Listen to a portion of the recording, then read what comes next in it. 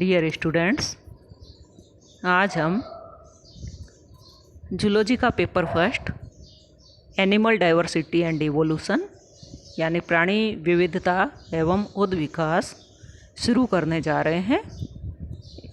इसके first unit का first chapter है जनरल प्रिंसिपल्स ऑफ टैक्सोनॉमी यानी वर्गीकी के सामान्य नियम। टैक्सोनॉमी शब्द जो है एपीडी कैंडोले के द्वारा दिया गया था और टैक्सोनॉमी शब्द ग्रीक भाषा के टैक्सिस जिसका मतलब होता है अरेंज्ड या व्यवस्थित और नॉमोस जिसका मतलब होता है लॉ या नियम यानी कि नियमों के द्वारा व्यवस्था शब्द से लिया गया है। टैक्सोनॉमी में मुख्य रूप से 3 बिंदुओं का अध्ययन किया जाता है। फर्स्ट है आइडेंटिफिकेशन या पहचान, जिसमें जीव को सबसे पहले ज्ञात जीव या अन्य जीवों से पहचाना जाता है और किसी विशिष्ट वर्गीकी समूह में शामिल किया जाता है जो कि उसका आइडेंटिफिकेशन या उसकी पहचान करना कहलाता है। सेकंड है नॉमेनक्लेचर यानी नामकरण। किसी जीव को नामकरण अंतर्राष्ट्रीय नियमों के अनुसार नाम देना ही नामकरण या नॉमेनक्लेचर कहलाता है। थर्ड है क्लासिफिकेशन, वह क्रिया जिसमें किसी जीव को सरलता से दृश्य कुछ लक्षणों के आधार पर सुविधाजनक श्रेणी में रखा जा सके।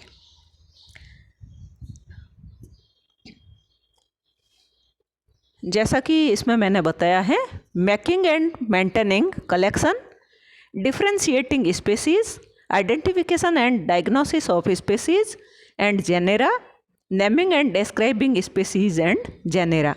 Thus, taxonomy is the science of grouping biodiversity into species, describing the species and classifying the biodiversity into higher level taxa that reflect evolutionary history. It teaches the qualitative and quantitative techniques that are used to describe and identifying species and higher level taxa based on the analysis of morphological and DNA sequence evidences. Taxonomy is only a part of systematic. इसमें बताया गया है कि वर्गीकी जो है वह एक विज्ञान है जो कि जैव विविधता को समूहों में बांटता है, जाति के समूहों में बांटता है और जातियों का वर्णन करता है और जैव विविधता का वर्गीकरण करता है उच्च लेवल के वर्गों के आधार पर, जिसमें कि उनके उद्विकासीय इतिहास को ध्यान में रखा जाता है। यह हमें क्वालिटेटिव और क्वांटिटेटिव टेक्निक्स सिखाता है जो कि किसी भी जीव का वर्णन करने और स्पेसीज को पहचान करने में और हायर लेवल टैक्सा के एनालिसिस में जो कि उसके आकारिकी और डीएनए सीक्वेंस एविडेंस में यूज़ होता है उसमें काम में आता है। और टैक्सोनॉमी जो है वर्गीकी सिस्टेमेटिक्स का एक भाग है। सेकंड है इसमें सिस्टेमेटिक्स, यह भी ग्रीक भाषा का एक शब्द है जिससे लिया गया है। सिस्टेमा जिसका मतलब होता है a whole made of several parts, एक पूर्ण जो कि कई सारे भागों से मिलकर के बना होता है। सिस्टेमेटिक शब्द कैरोलस लीनियस के द्वारा दिया गया था और सिस्टेमेटिक शब्द में आइडेंटिफिकेशन, नॉमेनक्लेचर एंड क्लासिफिकेशन के साथ साथ में इवोल्यूशनरी हिस्ट्री को भी, जीवों की इवोल्यूशनरी हिस्ट्री को भी ध्यान में रखा जाता है। उद्विकासीय संबंधों को भी ध्यान में रखा जाता है, इवोल्यूशनरी रिलेशनशिप्स को भी ध्यान में रखा जाता है। Develops the classification of organisms, यह प्राणियों के वर्गीकरण से विकसित हुआ है। स्पेसीज कंपैरिजन यानी कि जातियों में एक दूसरे से कंपेयर किया जाता है and grouping into higher categories और उच्च वर्गों में उनको शामिल किया जाता है या ग्रुप उनके बनाए जाते हैं। Organisms are arranged in definite hierarchical order. उनको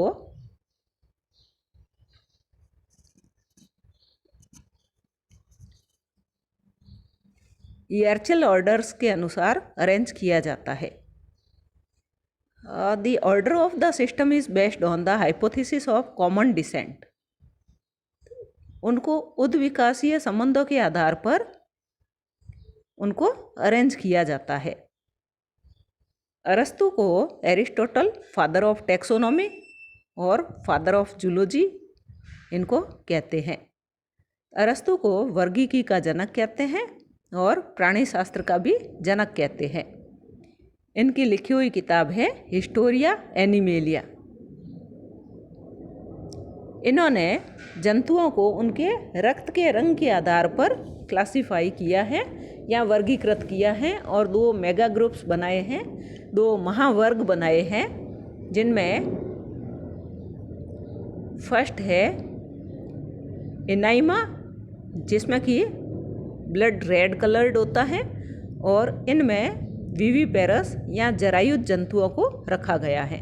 सेकंड है एनाइमा, इसमें ओविपेरस जंतुओं को रखा गया है, अंडज जंतुओं को रखा गया है और इनके रक्त का रंग लाल नहीं होता है। कैरोलस लीनियस को फादर ऑफ मॉडर्न टैक्सोनॉमी कहते हैं, आधुनिक वर्गीकी का जनक कहते हैं। इनकी किताब सिस्टेमा नेचुरी इनकी किताब का नाम है,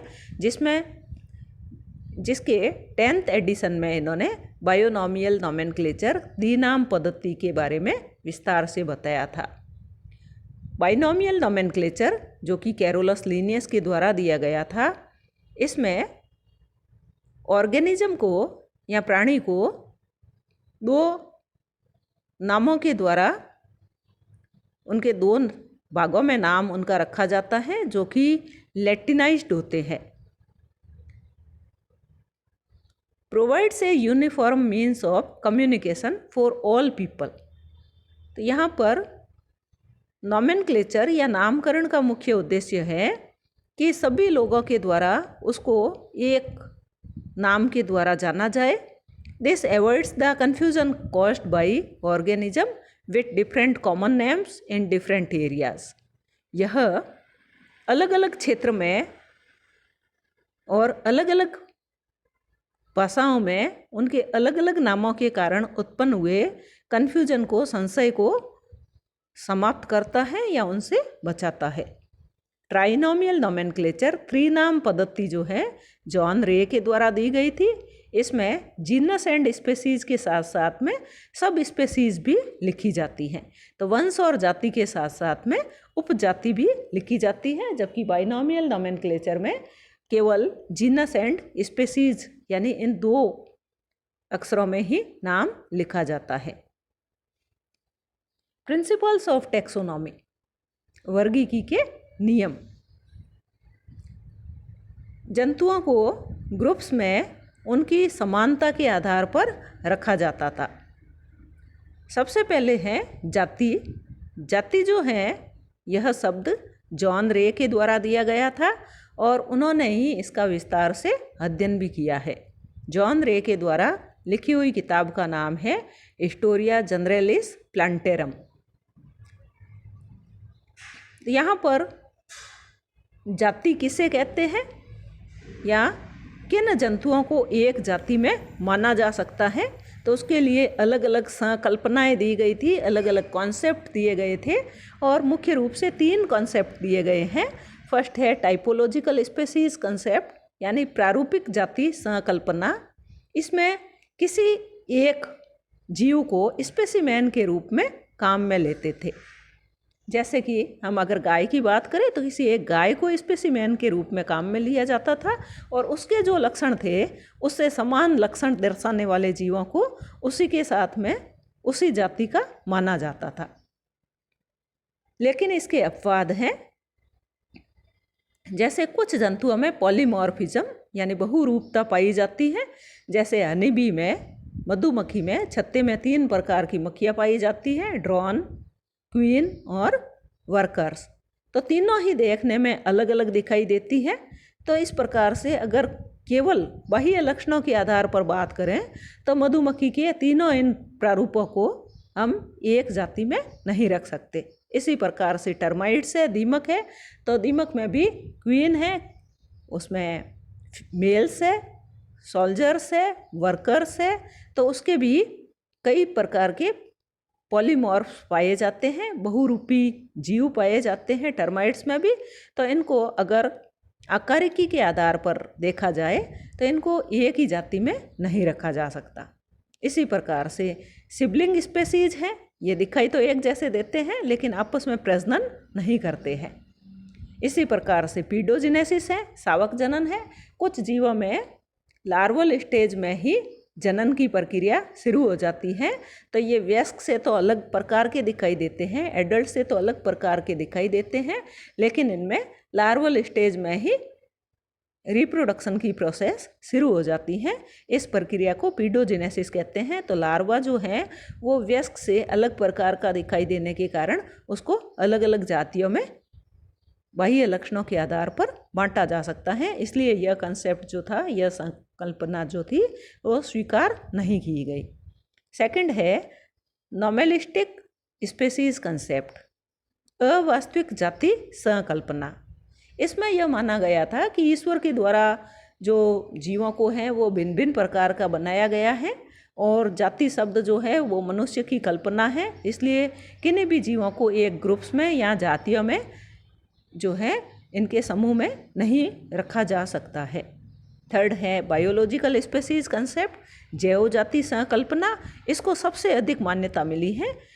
बायोलॉजिकल स्पेसीज कंसेप्ट जो है वो अर्नेस्ट मेयर के द्वारा दिया गया था और इसमें न केवल उसकी टाइपोलॉजी यानी कि उसकी बाह्य आकारिकी, वरन जंतु का व्यवहार, उसकी भ्रौणिकी, उसकी पारिस्थितिकी, उसकी कोशिकीय और जैव रासायनिक दशा को भी किसी भी जाति में जीवों को सम्मिलित करते समय इन सभी बातों का ध्यान रखा जाता था। के जॉर्डन के अनुसार, के जॉर्डन ने स्पेसीज का मॉडर्न कंसेप्ट दिया है, आधुनिक जो है कंसेप्ट दिया है। इसके अनुसार species is the population of naturally interbreeders, प्राकृतिक रूप से अंत प्रजनन करने वाले जीवों का समूह है जाति। And shows genetic isolation from other species, जो कि दूसरी स्पेसीज से, दूसरी जातियों से जननिक आइसोलेशन दिखाती है। सेकंड है की कैरेक्टर्स। तो हम पढ़ रहे थे प्रिंसिपल्स ऑफ टैक्सोनॉमी, उसमें हमने सबसे पहले पढ़ा था स्पेसीज या जाति के बारे में। ये इम्पोर्टेंट है, परीक्षा में इसके बारे में पूछा जाता है। तो स्पेसीज के बारे में 3 कॉन्सेप्ट दिए गए थे। टाइपोलॉजिकल स्पेसीज कॉन्सेप्ट, जिसमें कि एक जीव को प्रारूप मानते हुए, उसको स्पेसिमेन मानते हुए और दूसरे जीवों की उससे तुलना की जाती है और उसको समानता होने पर उस समूह के साथ में रखा जाता था और असमानता होने पर उसको दूसरे समूह में रखा जाता था। सेकंड था नॉर्मलिस्टिक स्पेसीज कंसेप्ट, अवास्तविक जाति संकल्पना, जिसमें कि बताया गया था कि सभी जीव जो हैं वो अलग अलग होते हैं, इसलिए उनको जातियों में नहीं रखा जा सकता है। थर्ड था बायोलॉजिकल स्पेसीज कंसेप्ट और इसमें बताया गया था कि न केवल उनके बाह्य लक्षणों के आधार पर, वरन उनके व्यवहार, उनकी भ्रौणिकी, उनकी इकोलॉजी, उनके सेलुलर, उनके बायोकेमिकल कंडीशंस के आधार पर जीवों को किसी भी जाति में रखा जा सकता है। और के जॉर्डन के द्वारा इसके मॉडर्न कंसेप्ट जो था, जाति की आधुनिक परिभाषा जो थी वो दी गई थी, जिसमें बताया गया था कि प्राकृतिक रूप से अंतर्जनन करने वाले पॉपुलेशन को एक जाति में रखा जाता है और यह दूसरे जाति के जीवों से जनिक पृथक्करण या जेनेटिक आइसोलेशन दिखाता है। सेकंड है की कैरेक्टर्स। तो क्लासिफिकेशन करते समय यानी कि जीवों को वर्गीकरण करते समय सबसे पहला जाति ध्यान में रखी जाती है कि किन जीवों को एक जाति में रखा जाता है। समानता के आधार पर जीवों को एक जाति में रखा जाता है दूसरा कंसेप्ट ध्यान में रखा जाता है वो है की कैरेक्टर्स या डिस्टिंग्विशिंग जो है कैरेक्टर्स, कुंजी लक्षण या विभेदक लक्षण। यह प्रश्न भी परीक्षा में पूछा जाता है कि key characters, what are the key characters, कुंजी लक्षण क्या है। तो की कैरेक्टर्स जो है characters used in classifying a group, जो कि एक समूह को वर्गीकरण करने के लिए काम में लिए जाते हैं। जैसे कि अगर किसी जीव में जॉइंट अपेंडेजेज उपस्थित हैं तो उसको आर्थ्रोपोडा में रखा जाता है, और अगर उसमें 6 जॉइंट अपेंडेजेज उपस्थित हैं तो उसको इंसेक्टा में रखा जाता है। तो यहाँ पर जॉइंट अपेंडेजेज या 6 जॉइंट अपेंडेजेज की कैरेक्टर्स है। इसी प्रकार से नोटोकॉर्ड को की कैरेक्टर मान करके जंतुओं को 2 वर्गों में बांटा गया है, 2 ग्रुप्स में रखा गया है, non Chordata and Chordata. Non Chordata जिसमें कि नोटोकॉर्ड अनुपस्थित है और कॉर्डेटा जिसमें नोटोकॉर्ड उपस्थित है। इसी प्रकार से नंबर ऑफ सेल्स, कोशिका की संख्या के आधार पर इसको की कैरेक्टर, कुंजी लक्षण माना जाता है, और इसके आधार पर जीवों को 2 प्रकारों में बांटा गया है, यूनिसेलुलर यानी एक कोशिकीय एंड मल्टी सेलुलर यानी बहुकोशिकीय जीव। यूनिसेलुलर जीवों को प्रोटोजोआ कहते हैं और मल्टी सेलुलर जीवों को मेटाजोआ में रखा गया है। Classification should be based on closure in evolutionary order, उनके उत्विकासीय क्रम के नज़दीक होना चाहिए वर्गीकरण। आर्टिफिशियल क्लासिफिकेशन, कृत्रिम वर्गीकरण, जब क्लासिफिकेशन में किसी अपनी सुविधा के हिसाब से किसी कुंजी लक्षण को अगर चूज किया जाता है, चुना जाता है, तो इस प्रकार के वर्गीकरण को आर्टिफिशियल क्लासिफिकेशन कहते हैं, कृत्रिम वर्गीकरण कहते हैं। तो इसमें जंतुओं का वर्गीकरण या पौधों का वर्गीकरण करते समय अपनी सुविधा के अनुसार किसी कुंजी लक्षण को जब ध्यान में रखा जाता है, उसके आधार पर वर्गीकरण किया जाता है, तो इस प्रकार के वर्गीकरण को कृत्रिम वर्गीकरण कहते हैं। यहाँ पर जंतुओं के बीच के रिलेशनशिप को नेग्लेक्ट किया जाता है, उसको नहीं माना जाता है, उसको नगण्य माना जाता है। For example, classification presented by Linnaeus के द्वारा जो प्रस्तुत वर्गीकरण था वो आर्टिफिशियल था, कृत्रिम वर्गीकरण था, जो कि स्टेमन या पुंकेसर के आधार पर किया गया था, और जिसके आधार पर प्लांट्स को 24 क्लासेज में 24 वर्गों में रखा गया था। थर्ड है लेवल ऑफ ग्रुप्स, समूहों के स्तर। ऑन द बेसिस ऑफ की कैरेक्टर्स, कुंजी लक्षणों के आधार पर जंतुओं को ग्रुप्स में रखा जाता है, और सबसे बड़ा ग्रुप, लार्ज ग्रुप जो है वो है जीनस या वंश। फॉर एग्जाम्पल, पैंथेरा जीनस जो है उसमें टाइगर को भी रखा गया है और उसमें लॉयन को भी रखा गया है। तो टैक्सा जो है इसमें से एक को टैक्सॉन कहेंगे, और ये मल्टीपल होने पर इसको टैक्सा कहेंगे। तो कुल लेवल्स ऑफ ग्रुप जो है या ग्रुप लेवल्स जो है उन 7 ग्रुप लेवल्स है, जिसमें सबसे छोटे से छोटा है स्पेसीज, स्मॉलेस्ट टैक्सोनॉमिक कैटेगरी है, जो कि बेसिक यूनिट ऑफ क्लासिफिकेशन है। यह वर्गीकी की सबसे छोटी कैटेगरी है, और यह क्लासिफिकेशन वर्गीकरण की मूलभूत इकाई है। कई सारी जातियां मिलकर के, कई सारी स्पेसीज मिलकर के जीनस या वंश का निर्माण करती है। जैसा कि अभी हमने उदाहरण में देखा था कि टाइगर और लॉयन ये अलग अलग स्पेसीज के हैं, और ये मिलकर के जैसे पैंथेरा टाइग्रिस, पैंथेरा लियो। तो पैंथेरा लियो तो लॉयन को कहते हैं, पैंथेरा टाइग्रिस टाइगर को कहते हैं। तो यहाँ पर 2 अलग अलग स्पेसीज हैं, इन्होंने मिलकर के जीनस पैंथेरा का निर्माण किया है, या पैंथेरा जीनस जो है वो फॉर्म हुआ है। जीनस, कई सारे जीनस मिलकर के फैमिली या कुल को बनाते हैं। कई सारे फैमिलीज या कुल जो हैं वो मिलकर के ऑर्डर या गण को बनाते हैं, और कई सारे ऑर्डर्स जो हैं गण मिलकर के क्लास या वर्ग को बनाते हैं, और कई सारी क्लासेज मिलकर के फाइलम को बनाती हैं, और कई सारे फाइलम जो हैं वो किंगडम को या जगत को बनाते हैं। तो यहाँ पर जो फाइलम शब्द है वो हैकल के द्वारा दिया गया था 1886 में। इसी प्रकार से क्लास या वर्ग जो है वो लीनियस के द्वारा दिया गया था 1758 में। ऑर्डर या गण, यह भी लीनियस के द्वारा दिया गया था शब्द 1758 में। फैमिली जो है कुल, यह बुस्चेली के द्वारा दिया गया था 1790 में। जीनस या वंश जो है शब्द लीनियस के द्वारा 1758 में दिया गया था, और स्पेसीज भी लीनियस के द्वारा 1758 में दिया गया था बाइनोमियल नोमेनक्लेचर में, जीनस एंड स्पेसीज। और इन वर्गकों को, ये जो 7 यहाँ पर वर्गक है, इन वर्गकों को लीनियस हियरचियल सिस्टम कहते हैं, लीनियस का पदानुक्रम तंत्र कहते हैं। इसमें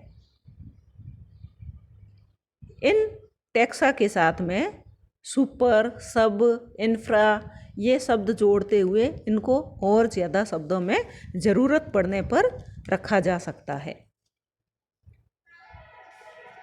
जैसा कि यहाँ पर बताया गया है, इस टेबल में बताया गया है, फाइलम है तो जूलॉजी में इसके पीछे फाइटा शब्द लगाते हैं। जैसे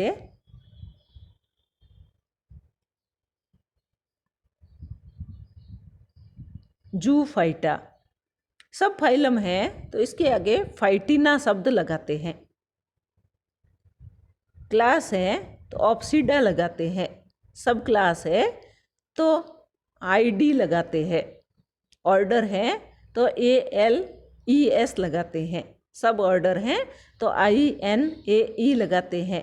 फैमिली है तो इसमें सफिक्स जो है ACEAE लगाते हैं। सब फैमिली है तो OIDEAE लगाते हैं। ट्राइब है तो इसमें EAE, और सब ट्राइब हैं तो INAE लगाते हैं, जैसा कि इसमें दिखाया गया है। नेक्स्ट है, चौथा है इसमें, तो पहला था स्पेसीज, सेकंड था की कैरेक्टर्स, थर्ड था level of groups, and fourth है नोमेनक्लेचर या नामकरण। किसी भी जंतुओं का नामकरण करते समय, जैसा कि हमने पीछे पढ़ा था, कैरोलस लीनियस को फादर ऑफ मॉडर्न टैक्सोनॉमी कहते हैं, आधुनिक वर्गीकी का जनक कहते हैं। यह भी 1 नंबर का प्रश्न परीक्षा में पूछा जाता है। तो इनके द्वारा बाइनोमियल नोमेनक्लेचर दिया गया था, दी नाम पद्धति दी गई थी, जो कि इनके सिस्टेमा नेचुरी बुक के 10वें एडिशन में 10वें संस्करण में दिया गया था। और सिस्टेमा नेचुरी का जो 10वां संस्करण था वो 1 अगस्त 1758 को प्रकाशित हुआ था। इसलिए जंतुओं का वैज्ञानिक नाम जो है वह 1 अगस्त 1758 से माना जाता है। इसमें नामकरण में 3 मेन कैरेक्टर्स जो हैं, 3 मुख्य लक्षण जो हैं वो है यूनिवर्सली एक्सेप्टेड, क्योंकि पीछे हमने पढ़ा था कि जंतुओं को अलग अलग क्षेत्रों में, अलग अलग भाषाओं में अलग अलग नाम से पुकारा जाता है। तो कोई भी जब वैज्ञानिक शोध होता है, कोई भी वैज्ञानिक कार्य किया जाता है, तो संबंधित जंतु को पहचानना या किस जंतु के बारे में बात की जा रही है यह जानना मुश्किल हो जाता है। तो जंतुओं को ऐसे नाम रखे जाएं जो कि यूनिवर्सली एक्सेप्टेड, जिसको कि पूरे विश्व में एक्सेप्ट किया जाए। सेकंड है यूनिकनेस, नाम दूसरे जीव से उसका नाम बिल्कुल ही अलग होना चाहिए, यूनिक नाम होना चाहिए। और थर्ड है स्टेबिलिटी, स्थायित्व। एक बार किसी जीव का नाम रख दिया है तो वो नाम स्थायी होना चाहिए, उसमें बारंबार किसी भी प्रकार का चेंजेज यानी फिर कोई भी फ्रीक्वेंटली चेंजेज उसमें नहीं होना चाहिए।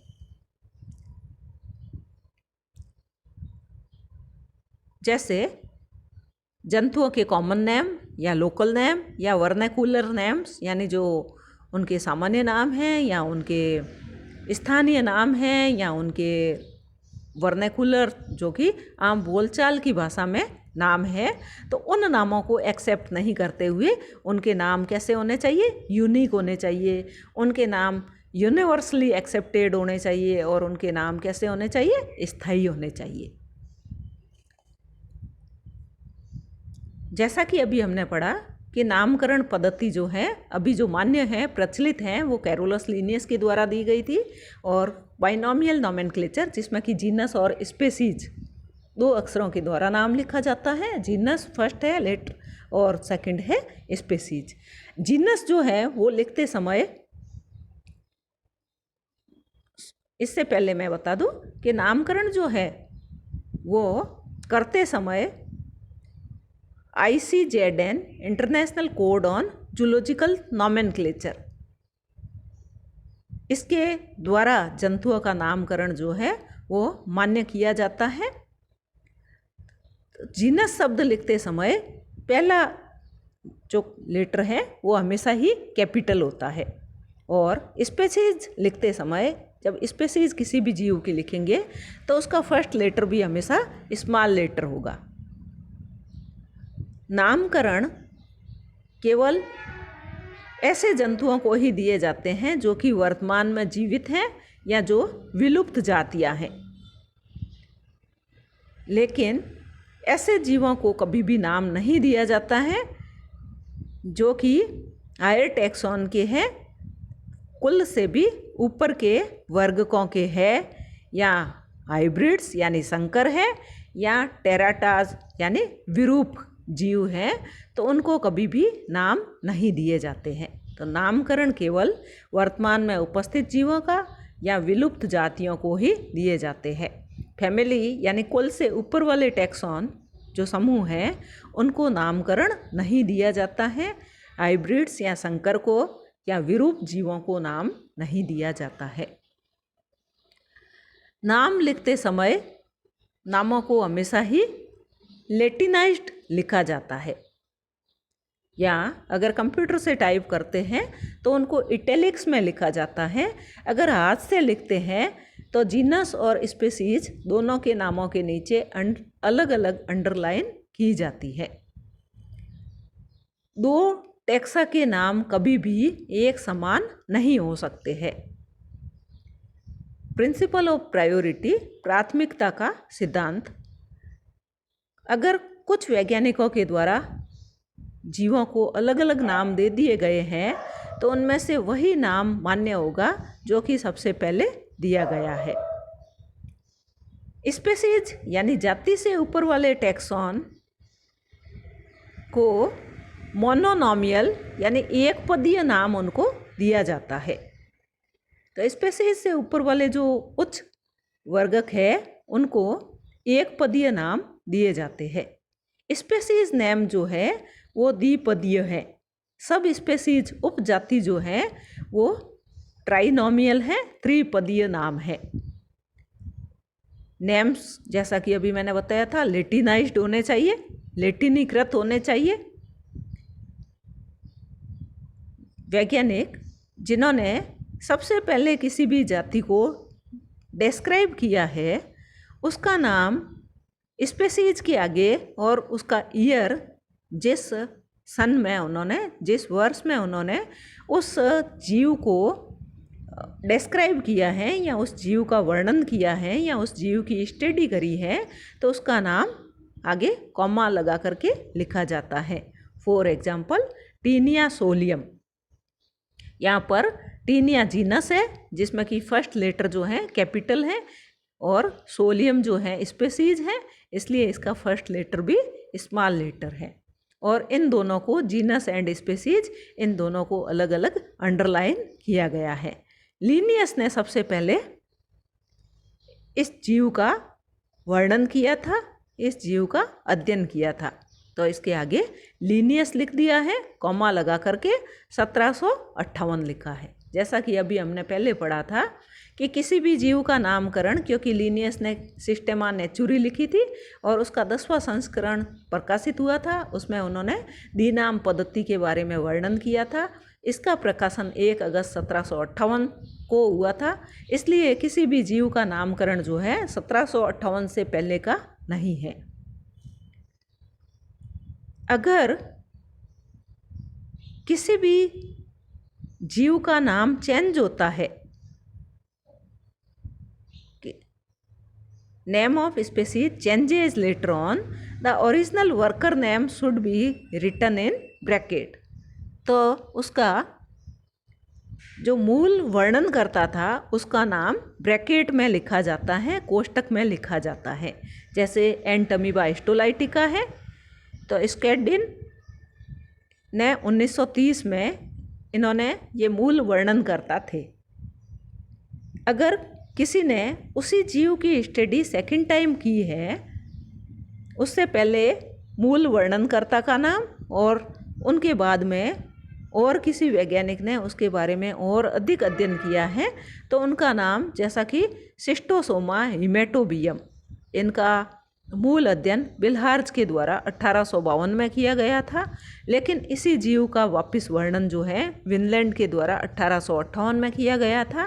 तो शिस्टोसोमा हिमेटोबियम के आगे मूल वर्णनकर्ता बिल्हार्ज का नाम और सन जो है, वर्ष जो है, उनको कोष्टक में लिखा गया है। और उसके बाद में दूसरे अध्ययनकर्ता विनलैंड, इनका नाम कोष्टक से बाहर लिखा गया है और कॉमा लगा करके उस वर्ष का नाम लिखा गया है जिसमें कि इन्होंने इसका अध्ययन किया है। यहाँ पर इस तालिका में कुछ जीवों के जो है वो नाम दिए गए हैं। तो इस तालिका के अनुसार जैसे मनुष्य है, ह्यूमन है, तो इसका किंगडम एनिमेलिया है, फाइलम कॉर्डेटा है, इसका क्लास या वर्ग जो है मैमेलिया है, इसका ऑर्डर प्राइमेट्स है, इसकी फैमिली होमिनिडी है, इसका जीनस होमो है एंड स्पीसीज सैपियंस है। क्योंकि यह किताब में लिखा हुआ है और सारे के सारे इन्होंने कैपिटल लेटर्स में लिखे हैं, इसलिए इन्होंने जीनस और स्पीसीज ये दोनों ही पूरे कैपिटल लेटर्स में लिख दिए हैं। सेकंड है हाउस क्रो या जिसको कौआ कहते हैं, किंगडम एनिमेलिया है, phylum Chordata, class Aves, order Passeriformes, family Corvidae, genus Corvus and species है स्प्लेंडेंस। फ्रूट फ्लाई या फल मक्खी, kingdom Animalia, phylum Arthropoda, class Insecta, order Diptera, family Drosophilidae, genus Drosophila, species melanogaster. इसी प्रकार से mosquito या मच्छर, kingdom Animalia, phylum Arthropoda, class Insecta, order Diptera, यहाँ तक इसका और फ्रूट फ्लाई का दोनों का समान है। Family Nematocera, genus Aedes, species aegypti. Chimpanzee का kingdom Animalia, phylum Chordata, class Mammalia, order Primates, family Hominidae. यहाँ तक चिंपैंजी और ह्यूमन का सेम है। जीनस पेन और इसकी स्पीसीज है troglodytes. Frog, kingdom Animalia, phylum Chordata, class Amphibia, order Anura, family Ranidae, genus Rana, species tigrina. Thanks.